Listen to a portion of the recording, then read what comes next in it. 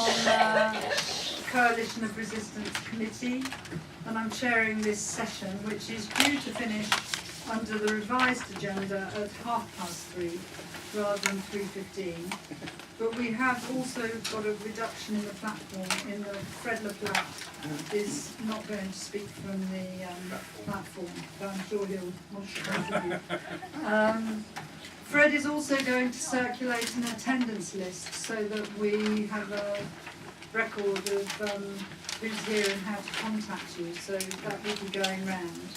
So I'll introduce the platform. On my right I have Mick Burke, who is from Economists Against Austerity and who participated in the ALTA Summit at the end of the first week in June in Athens.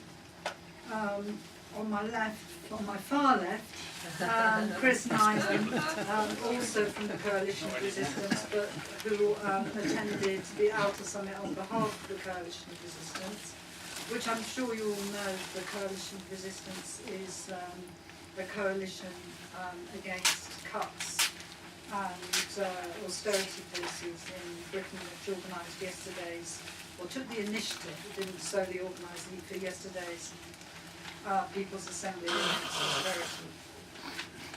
And then on my left I have Felipe van Kiersbilk from Belgium, from the Trade Union Federation, which was instrumental in organising the ALTA Summit. The ALTA Summit, the speakers will explain to you what it is. I'm going to take Chris Nineham first, if that's all right with you, Chris.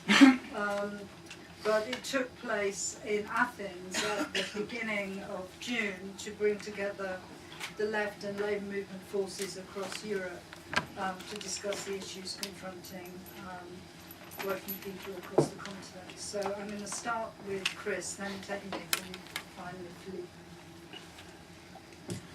Thanks very much, Jude. Okay, I guess Felipe will be the person who fills in the most detail about the organisational and political aspects of the ALTA Summit. I just want to, because he is one of the main organisers of the network of the event, I just want to make some sort of general remarks about the event and about the experience of being in Athens. The ALTA Summit drew together representatives of social movements from across Europe, trade unions, campaigning groups, and others, to come to Athens to discuss the general situation with austerity in different countries, and also to discuss the campaigns and how to move forward. And I mean, it was a very, very useful event in lots of different ways. First of all, just for the opportunity to gain an understanding of the situation in different countries, the level of attacks and the kind of resistance that is taking place.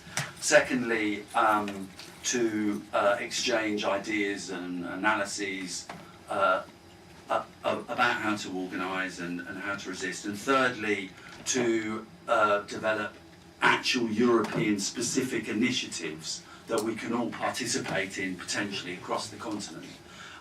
It was a very useful event, and the process will continue to be useful, I think. Just a couple of comments on some of the kind of reports from different countries and the sort of feeling that you had from the summit. Is you felt that, first of all, and this is mainly maybe an obvious point, but it really came home, I think, to anyone who was there, that the sheer scale of the assault, the kind of attempt to re-engineer societies that is taking place as part of the austerity was, quite breathtaking. And the situation that you have in particularly Greece, Spain and Portugal, as well as some other countries, but where, for example, there is youth unemployment at the levels of around 50%. And in Portugal specifically, comrades reported that of those of those who are unemployed in Portugal, only about half of them are getting any kind of benefit whatsoever. And so you are talking about situations in those countries that are simply unsustainable. You're talking about, really the beginnings of the meltdown of societies. And therefore, I think you can say, without doubt, that particularly in those places, but presumably beyond as well as this process rolls out, that you're talking about an extremely volatile situation, a situation of permanent volatility, permanent struggle taking place in the months and presumably years to come. Secondly, that the reports were that there is, in these countries particularly, but also right across the continent, quite high levels of resistance and protest of many, many different kinds. I mean, some of the delegates from Italy, which is a country where I guess the left is not at its best, not at its peak performance, and where the situation in general terms was reported as being difficult, to say the least. But even in Italy, the activists reported that there are huge numbers of protests, spontaneous occupations taking place, students protesting, demonstrations on a whole number of different issues. And that in general there is a sense amongst wide levels of the populations of these countries that the current situation can't go on and that something is deeply wrong and a sense of alienation from the ruling elites. At the same time as that, my estimation was that there was also a feeling amongst many delegates of trying to grapple with certain issues and problems in the movement, and maybe it's possible to characterise them as being central to that as being a fragmentation, a sense of a lack of coordination in the movements.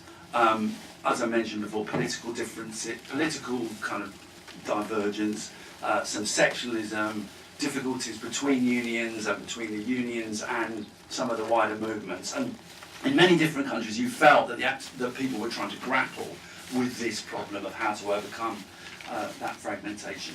And really it seems that the big question that confronts us all is what is quite a big minority of people who would sort of broadly self-define as anti-austerity or even anti-capitalist, how does that group of people start to reach out to the millions in every country who are suffering from very, very serious attacks? And that fundamental problem is the one that people are addressing.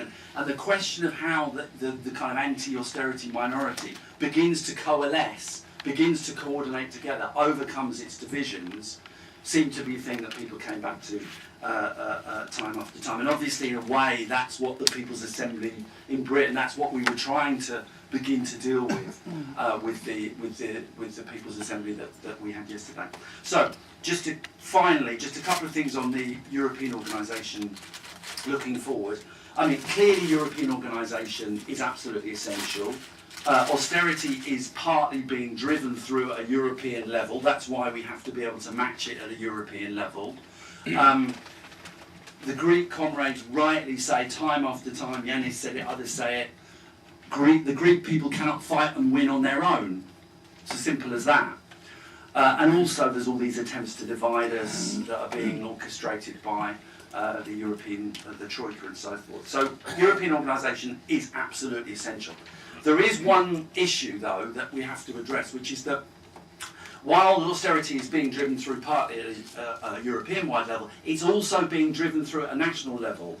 And that means that, we had the massive coordination against the war in 2003, which it wasn't easy, it was hard, but in a way it was possible because the war was happening at a particular date, a particular time, it was being organised by a coalition of people, it was one unitary event, whereas austerity is being driven through at different rates over different issues in different countries at different times. And this is something that makes, this is a serious problem we have to grapple with and think through the implications of that. I think it means that we have to continue this process.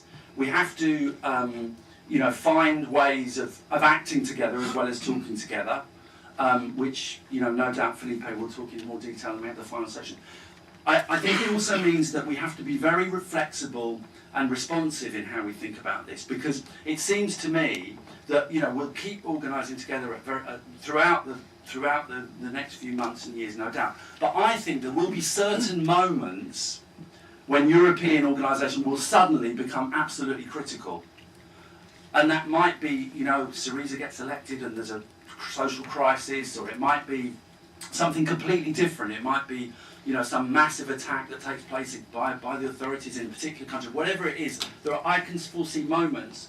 And in a way, November was it the 20th last year? 14th, sorry. Yeah. In a way, November the 14th was a kind of medium level example of that. It wasn't actually generated by the Alta Summit process. It came out of, as I understand it, coordination between Portugal, the movement in Portugal and Spain, where suddenly they started working together and then moved to Italy, and suddenly the prospect of massive Europe-wide general strike action was on the table. In those circumstances, suddenly the networks become absolutely critical to anything that happens. Now, I think we'll see other instances of that. I think it's hard to manufacture or create, ourselves, but I think we have to be meeting together, we have to be organising together, we have to be pushing the thing as far as we can, and we have to be ready for those urgent moments, for those moments of emergency, when what happens at the European level can be absolutely crucial.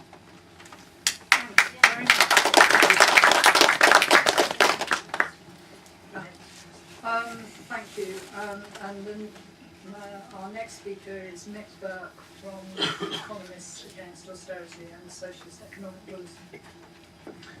Thanks very much, and thanks very much to the organisers of this for inviting me to speak.